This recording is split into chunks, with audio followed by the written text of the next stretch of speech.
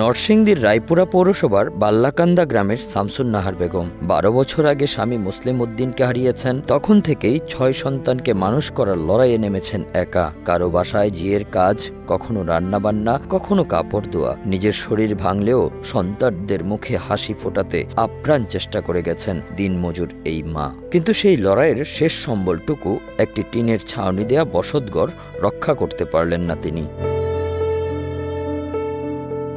সবাই ঘুমিয়েছিলেন। হঠাৎ বৈদ্যুতিক শর্ট সার্কিট থেকে আগুন লাগে ঘরে। প্রতিবেশীরা চেষ্টা করলেও আগুন মুহূর্তেই গ্রাস করে ঘরের সবকিছু। পুড়ে যায় শামসুন নাহারের বাসা, রান্নার হাঁড়ি পাতিল, ছেলেমেয়ের জামা কাপড়, প্রয়োজনীয় কাগজপত্র, এমনকি ছোট ছেলেমেয়ের স্কুলের বইটুকু।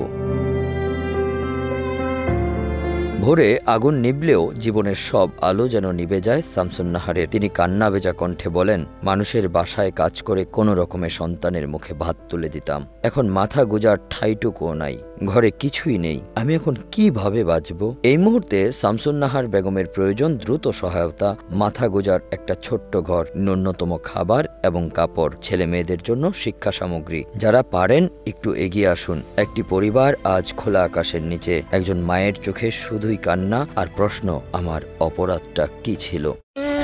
মানুষের কাজ করে খাই।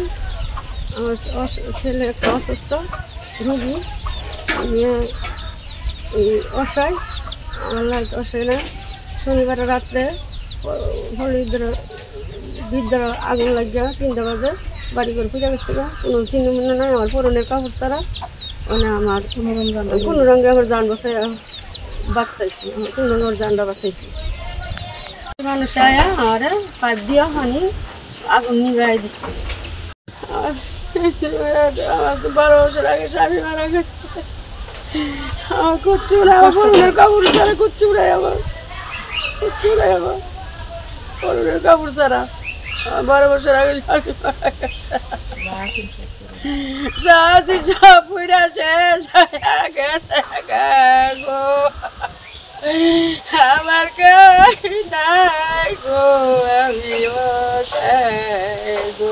Bangla affairs news desk.